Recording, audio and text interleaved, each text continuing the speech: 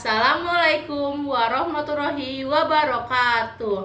Perkenalkan, nama saya Salsabila Sauri dari kelas 11 BDP. Di sini saya akan menjelaskan analisis kebutuhan sumber daya usaha. Yang pertama, pengolahan sumber daya usaha. Pengolahan sumber daya usaha dan manajemen. Sumber daya merupakan kebutuhan untuk menghasilkan produk atau jasa yang kemudian dapat diperjualbelikan oleh sebuah usaha. Kalau manajemen itu adalah sebuah produksi, kegiatan dan seseorang pimpinan yang harus dilakukan dengan menggunakan cara-cara pemikiran yang ilmiah maupun praktis. Kedua, unsur-unsur dalam manajemen sumber daya usaha. Manajemen adalah suatu bentuk koordinasi seluruh sumber daya melalui berbagai proses perencanaan, pengolahan, sosial, penetapan, tenaga kerja, pengurahan, dan juga suatu pengawasan untuk mencapai tujuan yang sudah diterapkan. Terlebih dahulu, unsur dalam manajemen usaha terdiri atas 6M. Yang pertama, man atau disebut manusia. Kedua, money atau uang. Ketiga, material harta kekayaan. Keempat, mesin atau mesin. Yang kelima, method atau metode. Yang terakhir, keenam adalah market atau pasar. Yang B, manajemen sumber daya bisnis retail. Yang pertama, sumber daya dalam bisnis retail. Sumber daya manusia atau biasa singkat menjadi SDM merupakan potensi yang terkandung dalam diri manusia untuk mewujudkan perannya sebagai makhluk sosial yang adiktif dan transformatif.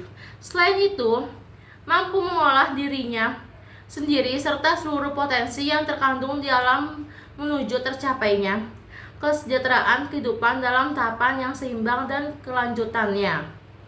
2. Tahapan pengolahan SDM. Yang pertama, rekrutmen adalah merupakan gerbang awal yang sangat menentukan. Yang B, orientasi. Setiap orientasi memiliki budaya, susunan prinsip, dan nilai-nilai yang berbeda.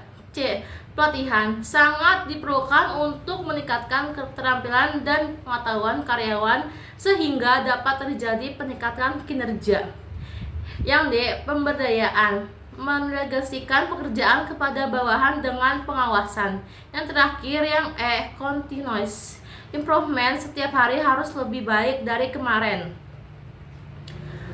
Yang ketiga, perencanaan kebutuhan sumber daya usaha. Perencanaan adalah inti manajemen karena semua kegiatan orientasi organisasi yang bersangkutan didasarkan kepada rencana tersebut. Dengan perencanaan itu memungkinkan para pengambil keputusan untuk menggunakan sumber daya mereka secara berdaya guna dan berhasil guna.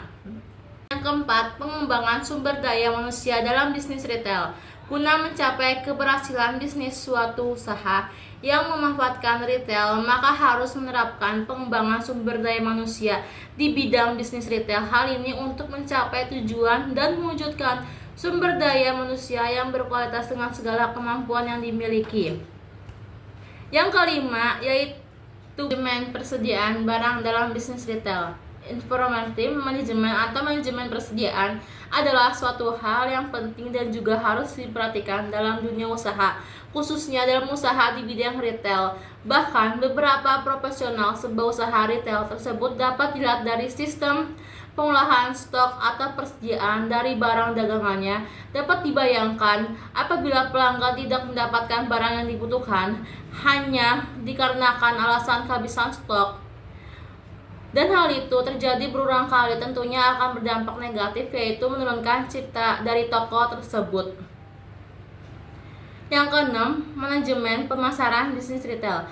Kualitas pelayanan mencerminkan suatu evaluasi persepsi konsumen mengenai elemen-elemen jasa, kualitas lingkungan, kualitas interaksi, dan juga kualitas dari hasil kemudian elemen jasa. Yang keenam, manajemen pemasaran bisnis retail. Kualitas pelayanan mencerminkan suatu evaluasi persepsi konsumen mengenai elemen-elemen jasa, kualitas lingkungan, kualitas interaksi, dan juga kualitas dari hasil kemudian elemen jasa akan dievaluasi dengan didasarkan pada dimensi kualitasnya. Pelayanan yang bersifat spesifik yang meliputi daya tangkap keandalan jaminan kemudian dalam melakukan hubungan dan juga bukti langsung. Yang ketujuh, manfaat perencanaan sumber daya manusia.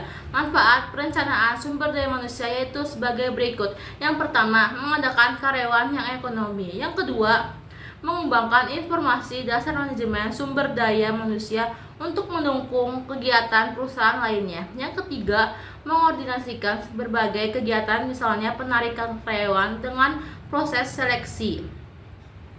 Yang ke-8, tahapan analisis pekerjaan. Berikut beberapa tahap analisis pekerjaan.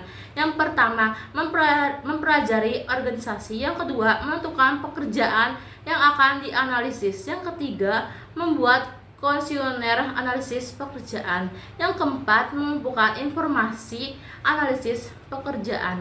9. Fungsi penarikan dan seleksi karyawan.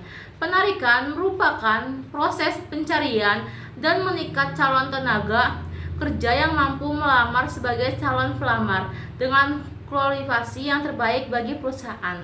Yang ke-10, fungsi pelatihan dan mengembangkan SDM.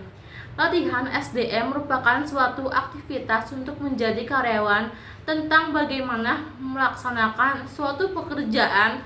Metode pelatihan yang dimiliki dapat dikategorikan dalam 2 kategori utama, yaitu sebagai berikut. Metode praktis, contohnya metode praktis rotasi jabatan, magang, penugasan sementara, dan lain-lain. Metode presentasi dan simulasi kelas, contohnya situasi kasus presentasi video kuliah dan lain sebagainya. Yang ke-11, fungsi evaluasi kerja penilaian presentasi kerja maupun suatu kegiatan untuk menentukan efisien dan efektif pekerjaan seorang. Yang A, memanfaatkan penilaian kerja. Yang B, fungsi tahap penilaian kerja. Yang C, fungsi pemberian kompensasi dan penghargaan. Yang D, proses penetapan kebijakan kompensasi. Yang E, konvensi berupa inisiatif. Yang ke-12, konteks hukum dan tantangan baru sumber daya manusia. Sumber daya manusia juga tidak dapat terlepas dari peraturan dan undang-undang sebagaimana bidang fungsional jenis lainnya. Yang A, kesejahteraan kesempatan kerja bermakna bahwa pertentangan tenaga kerja. 12. Serikat buruh dan kolektif branding.